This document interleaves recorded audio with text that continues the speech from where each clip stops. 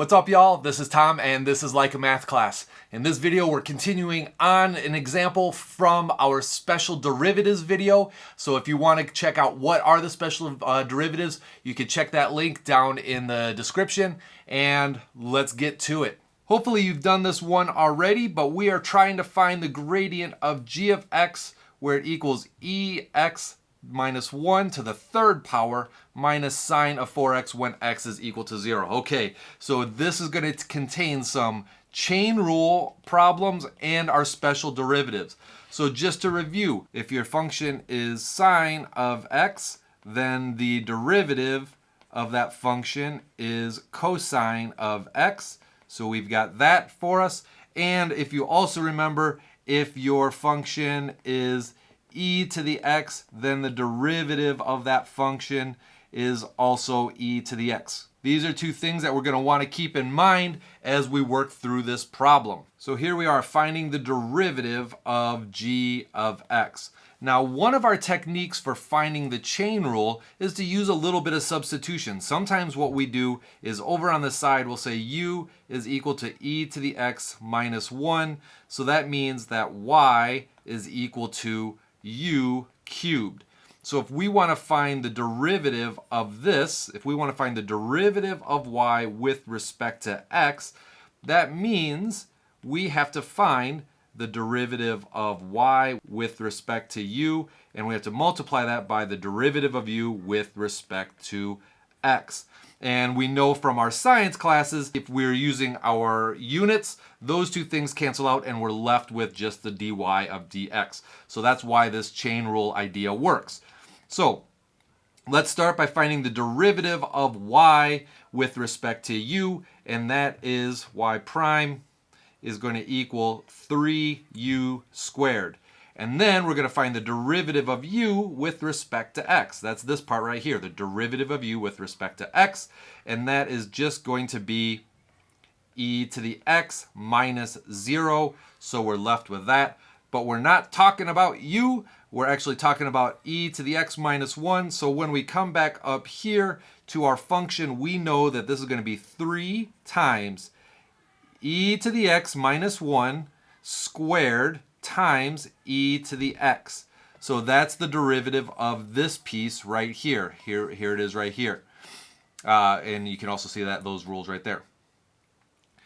Minus, now we've got to find the derivative of sine of 4x. So let's do that one over to the side. Sine of u. What is sine of u? Well, if u is 4x, then the derivative of sine with respect to u is cosine of u, times the derivative of u with respect to x, which is times 4. But again, our u is actually 4x, so when we simplify this a little bit more, we've got cosine of 4x times 4. Now remember, this is cosine of this function. This is 4 times this whole thing. So that's going to be minus 4 times cosine of 4x.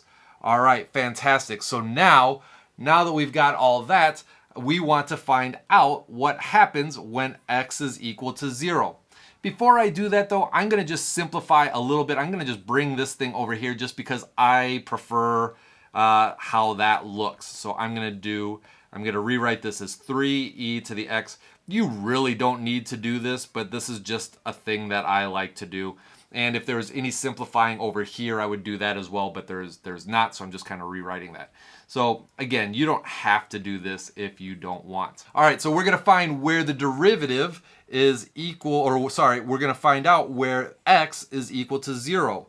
So g prime of 0, and what I'm going to do is I'm going to drop 0 into all the places where I see x. So I'm going to have times 3e to the 0 power times e to the 0 power minus 1 squared minus 4 cosine of 4 times 0. All right, so let's take a look and see what happens when we simplify here. E e to the 0 power, or really anything to the 0 power, is going to be, let's get our g of 0 in here, is going to be 3 times 1 times, let's see, e to the 0 again is 1. 1 minus 1 squared minus 4 cosine 4 times 0 is 0. So now let's do a little bit more simplifying. 1 minus 1 is 0. 0 squared is 0. 0 times all of this is still 0. So here we go. We got a big 0 right there. Minus 4 cosine 0. So we go back to our unit circle. Not the best circle, but you know, it'll work. There we go. That looks a little bit better. Remember that this piece inside here is the angle measurement. So we're looking to see when we don't have any angle measurement. We haven't moved anywhere. So we're basically ending at this spot. And if you also remember that our x values were always cosine and our y values were always sine.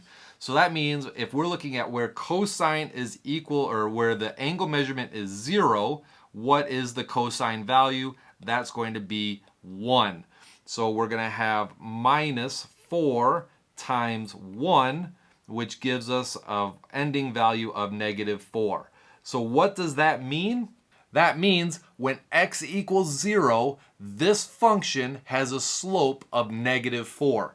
So remember always that when you're finding the derivative,